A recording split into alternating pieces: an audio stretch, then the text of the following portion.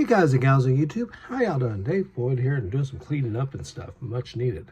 And you know, it got me thinking, like I got this little guy sitting out here, so I handle it all the time. I don't know where I have it. You know, I got one that's sealed. I've totally spaced it. And it got me thinking, it's kind of sad, isn't it? I mean, one way you can look at it is you got people that probably would dearly love to have a particular set, looking for it. Not out there for sale. It's sitting in somebody's closet. They've forgotten they even have it. Something that they maybe saved up for or really desperately wanted. They've actually, now that they possess it, they've forgotten about it. For that one Mandalorian set, he was kind of broken, sitting in a box with a bunch of Lego pieces. I snapped them back together. I mean, it's Lego after all. And he's fine again. I always like this little feature right here. My whole point of this video is I think you just remind everyone, you know, don't forget to, I mean, they are toys, right? Play with them, or at least take them out, and don't forget you got them. Anyways, check this out. We know what Star Wars sets looks like now. Or even like this one. But I think this is the right box. That's the thing. I gotta get another tote together. I gotta figure this out. I always like TIE Fighters. I really do. Still do. Set 7146.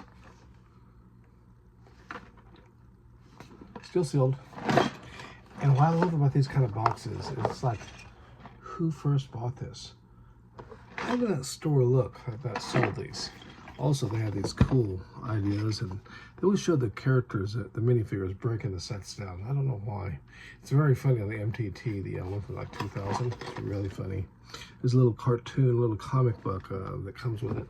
That's quite hysterical. Also, it shows them like blowing up in the MTT or something like that, as I recall. It's kind of funny. It's actually extremely funny. Here I am, and it goes back into a box, but I will remember. I need to catalog these guys, and at one time I did. Now I know I've got more of these, but I found this one all by itself sitting in this box. First of all, I got instructions for 75080 from 2015. Just laying in here. They sell those on eBay, sell them on Bricklink, because people want them, people need them. You know, it's in this little box here. We got the way Lego sets look like when I was a little kid. When my mom would slap me on the hand and say, put that down. Seriously. This is set 435. Now, someone like Brickstore could explain to you that there's actually a very similar one called 612. And only a very skilled AFOL can tell the difference. Actually, it's the same set. One was a European release, and one was, I actually made a comment to him in one of his videos about that. But this still has the old price tag. Look at that.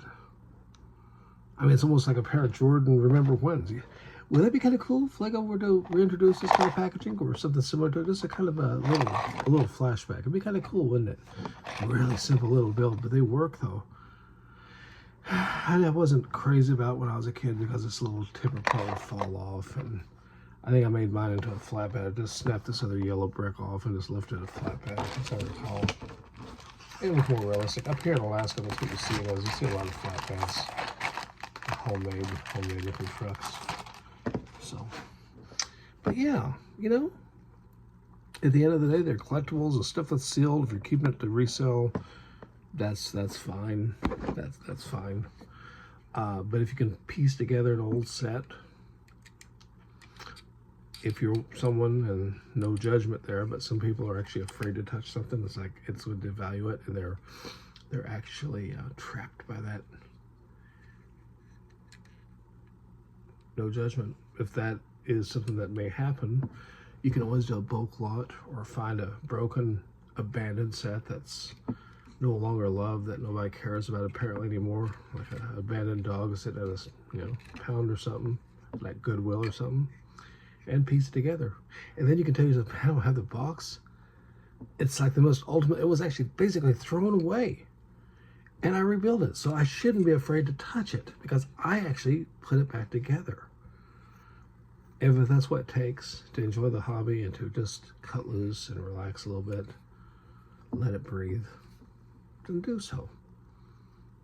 And if you don't want to do that, that's fine too.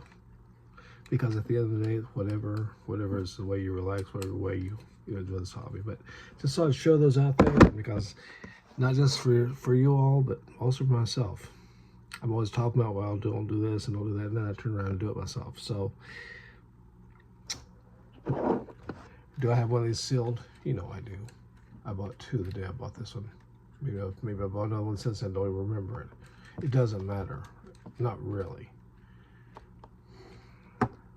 Speaking of which, I got a set that I guess has some broken bands here when I get new ones for that one old Mission Morris set I'm restoring. Anyways, appreciate the views out there. It's a great community.